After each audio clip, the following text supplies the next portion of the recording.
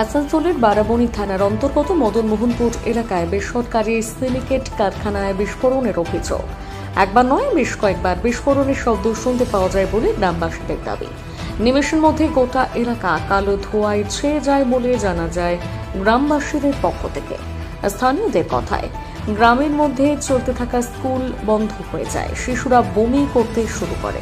এই বিষয়ে এলাকাবাসীর অভিযোগ, দীর্ঘদিন ধরে এইভাবে চলছে কারখানা, নিরাপত্তা নেই, আগুন নেভানোর ব্যবস্থা নেই, বিস্ফোরণ হলে তা আটকানোর ব্যবস্থা নেই। 2003 সালেও এমন ঘটনা ঘটেছিল। স্থানীয় বিডিও, বিএলআরও, পুলিশকেও জানানো হয়েছিল বারাবণীর বিধায়ককেও, কিন্তু এই সব চিঠি করতে গেলে স্থানীয় পার্টির লোকেরা বারণ করে। সমাধান হবে বললেও হয় না। প্রশ্ন উঠছে, আদৌ কতটা সঠিক কাগজপত্রে চলছে এই কারখানার অদূরেই রয়েছে বেশ কয়েকটি গ্রাম। বিপদের হাতছানি দেখছে গ্রামবাসীরাও।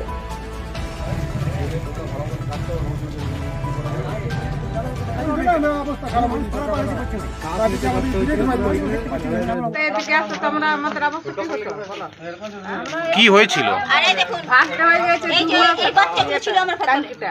আচ্ছা, ছোট ছোট বাচ্চা ধুমার সাথে কি হতো অবস্থাটা? ভাগে হাওয়াটা ওদিকে গেল বলে হাওয়াটা ওদিকে গেল। প্রথমে গ্রাম ঘুরেছে, প্রথমে হাওয়াটা ছিল বলে এদিকে ঢুকেছে, তারপরে হাওয়াটা উল্টে গেল, তখন ওদিকে চলে গেল ধুমাটা। কি নাম আপনার? আমাকে এসে বলছে বাচ্চাগুলো ছেড়ে দাও। এখানে ব্লাস্টিং হয়ে গেছিল, পুরা অন্ধকার, পুরা ধুমা একবারে। আচ্ছা, থাকা মুশকিল হয়ে গেছিল, আমাদের গ্রাম পুরো অন্ধকার হয়ে গেছিল। আর ইয়ার আগেও একবার ফুটেছিল। কিসের কারখানা এটা?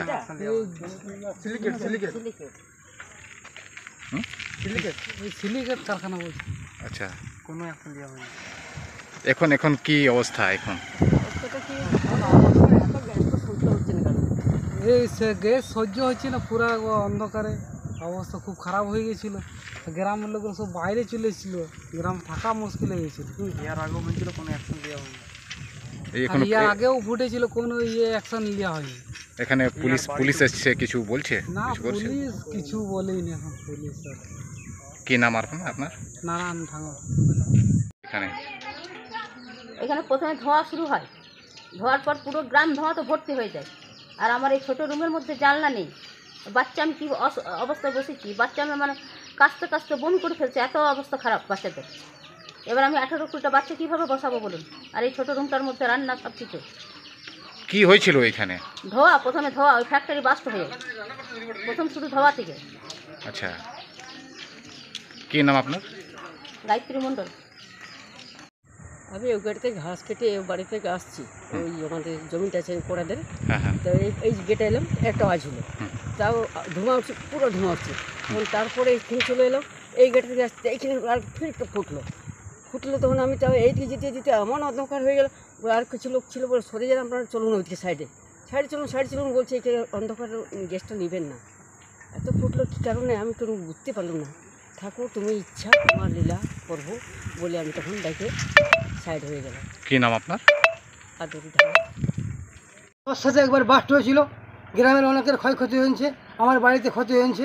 আমি থানায় বড়োবাবুকে রিপোর্ট দিয়েছি, অ্যাপ্লিকেশন দিয়েছি, বিএলকে দিয়েছি, বিডিওকে দিয়েছি, তার রিসিভ আমার কাছে রাখা আছে।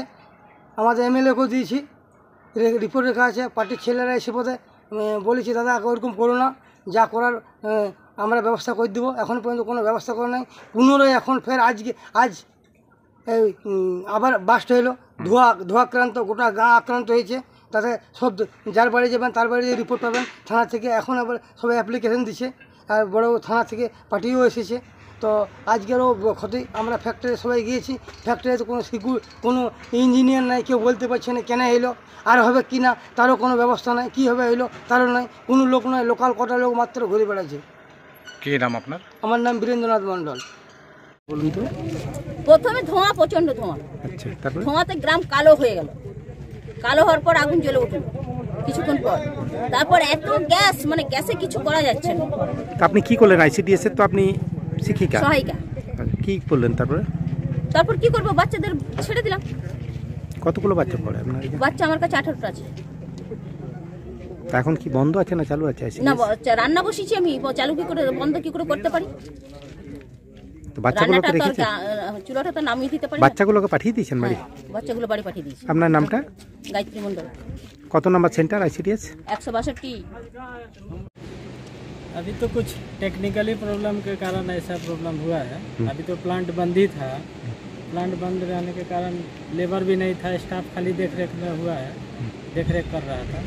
अभी नॉर्मल टेक्निकली प्रॉब्लम के कारण ऐसा हुआ।